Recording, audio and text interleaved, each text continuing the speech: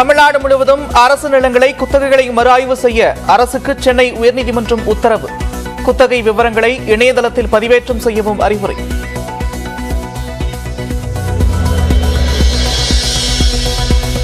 Chennai Maduravoyal AGS திரையரங்கில் படம் பார்க்க வந்தவர்களிடம் 2000 ரூபாய் நோட்டை வாங்க மறுப்பு. ஏமாற்றத்துடன் திரும்பிய ரசிகர்கள்.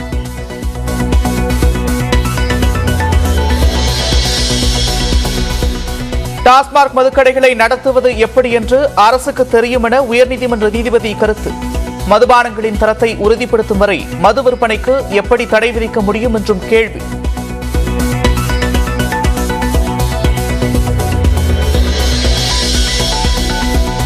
வாட்ஸ்அப் பயன்படுத்த இனி செல்போன் எண் தேவையில்லை.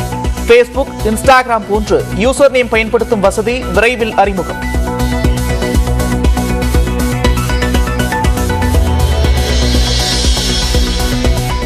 வரும் கல்வியாண்டில் உறுப்பு கல்லூரிகளில் தமிழ் வழி பாடப்பிரிவுகள் எதுவும் நீக்கப்படாது.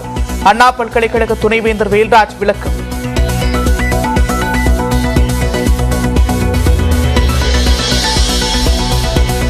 தமிழ்நாட்டில் அமுல் நிறுவனம் பால் கொள்முதல் செய்ய முதலமைச்சர் மு க ஸ்டாலின் எதிர்ப்பு.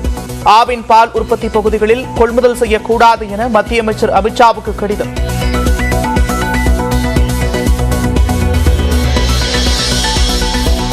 தருமபுரி மாவட்டத்தில் கிலோ 7 ரூபாயாக சரிந்த தக்காளி விலை வீழ்ச்சியை கட்டுப்படுத்த விவசாயிகள் கோரிக்கை.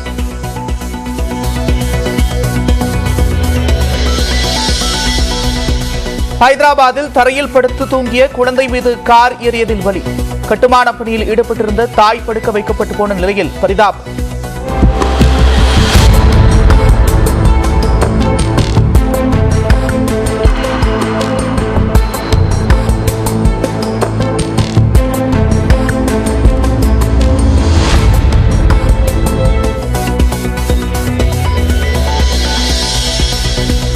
புதிய நாடாளுமன்ற கட்டிடத்தை பிரதமர் மோடி திறக்க எதிர்ப்பு.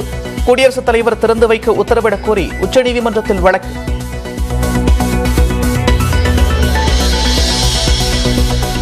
புதிய நாடாளுமன்றத்தை திறக்க குடியரசுத் தலைவரை அழைக்காதது குறித்து அமைச்சர் நிர்மலா சீதாராமன் விளக்கம். சத்தீஸ்கர் சட்டமன்ற கட்டடத்தை சோனியா காந்தி திறந்து வைத்தது ஏன் என கேள்வி.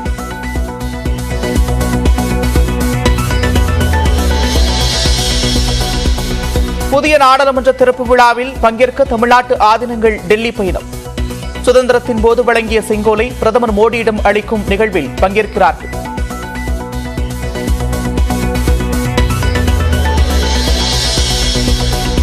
உத்தரகாண்டின் முதல் வந்தே பாரத் ரயிலை காணொலி மூலம் தொடங்கி வைத்தார் பிரதமர் மோடி. भारतीय रेल को वर्ष 2030 तक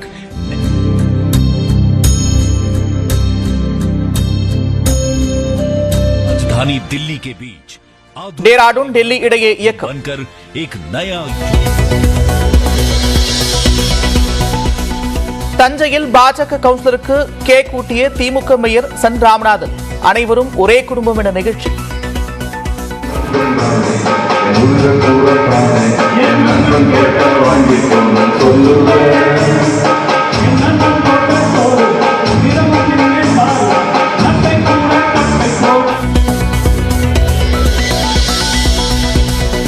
பொதுத் தேர்வுகளில் சிறப்பிடம் பெற்ற 1500 மாணவர்களை கௌரவிக்கிறார் நடிகர் விஜய். அடுத்த மாதம் நடைபெற விழாவில் 2 கோடி ரூபாய்க்கு உதவிகள் வழங்க வாய்ப்பு.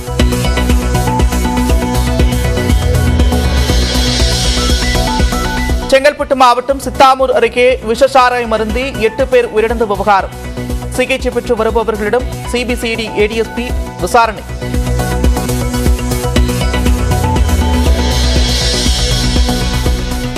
சிங்கப்பூர் மதுரை இடையே விமான சேவை தொடங்க சிங்கப்பூர் அமைச்சர் சண்முகம் கோரிக்கை. மத்திய அரசிடம் வலியுறுத்தி நடவடிக்கை எடுக்கப்படும் என முதலமைச்சர் மு க ஸ்டாலின் உறுதி.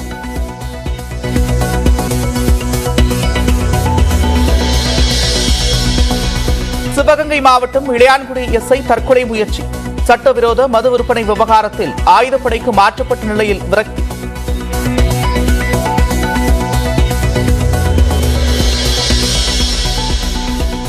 சபரிமலை பொன்னம்பலமேட்டில் அனுமதியின்றி பூஜை செய்த வழக்கில் முன்ஜாமீன் கோரி சென்னையைச் சேர்ந்த நாராயணசுவாமி மனு. முன்ஜாமீன் வழங்கக்கூடாது என பத்தனம்திட்டா நீதிமன்றத்தில் கேரள வனத்துறை எதிர்ப்பு.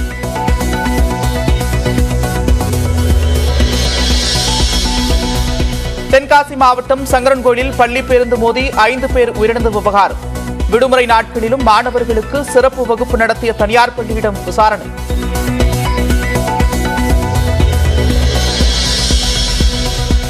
மீண்டும் 45,000 ரூபாய்க்கு இறங்கிய தங்கத்தின் விலை ஒரே நாளில் 320 ரூபாய் குறைந்தது.